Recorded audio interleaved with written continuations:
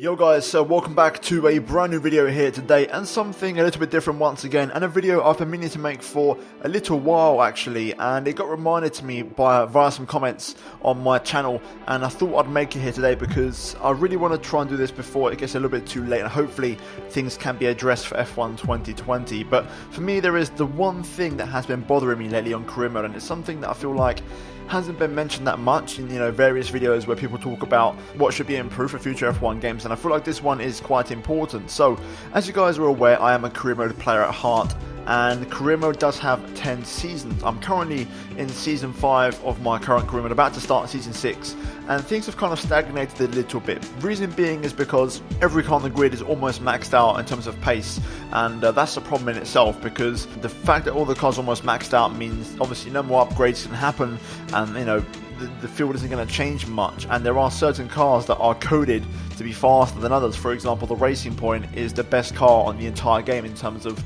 fully upgrading it, and they're always going to be the top team to beat. And also in terms of other things as well, I feel like this year's game has shown me that something needs to change for 2020, and that thing is that for me, when it comes to upgrades, when there's a regulation reset, let's say for example your entire car is maxed out, there's a regulation change that affects, let's say, all 4 departments, and you have to protect as much as you can.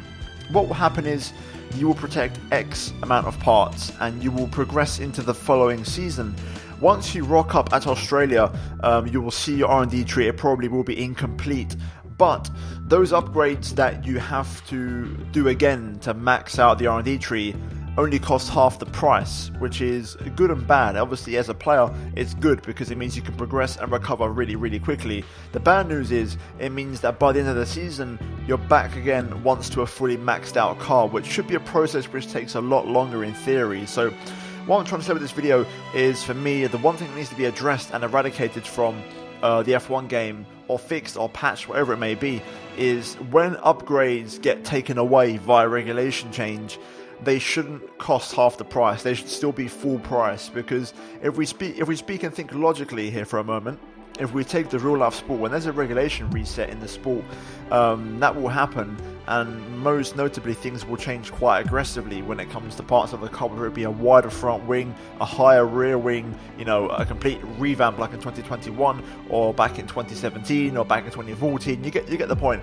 Regulation changes tend to be pretty big, and the F1 game should be no different. So why are parts that have been taken away being made cheaper when in theory it's new investment? They shouldn't be cheaper, and also this will help prolong the life of the F1 game, in my opinion, give us more seasons to enjoy it. Because for example, in my recent season 5 with Ferrari, we started the season right at the very bottom. We was last by absolutely miles. We was last on the grid in qualifying, and by the end of the season at Abu Dhabi, after 21 races, we was joint quickest with Racing Point and Red Bull. So you shouldn't be able to turn that around in 21 races. It's unrealistic in my opinion. So for me, I feel like they need to patch this to try and fix this problem, because also this is another side caveat I have with it. I feel like with the cars fully maxed out in the F1 game for a couple of years now, they are very inconsistent, and I think a lot of people will back me up on this if you have played it. There are more inconsistencies with the game the faster the cars get in development stage, especially when they're fully maxed out. There's certain tracks where they just don't add up, from session to session, from practice to qualifying to race. There are differences, whether it's dry or in the rain, or whether it's Suzuka compared to Silverstone, where, they're really tough to beat at Suzuka, but very easy to beat at Britain. There's lots of inconsistencies which kind of get exaggerated when a car is fully maxed out. So it should be harder to reach that end goal, in my opinion. And, when there's a regulation reset, it should do the job and punish you and really reset. So maybe, for example, to protect upgrades, it costs more points, so you can't protect as many. But for me personally, the one change I'd like to see, like I said before, is that the parts that get taken away in a reset and you didn't manage to protect, to go back to their original cost, especially things like ultimate upgrades, major upgrades, which are the ones that take a long time. When they cost half or a third of the price, it's so quick to just throw them back on, and also they take not so long to put on either. So for me, that's got to change, and hopefully that will give more longevity to the F1 games. And I feel like this video has come a little bit late because we are about to go into March, and the F1 game I'm expecting to arrive around June, so 3 months from now.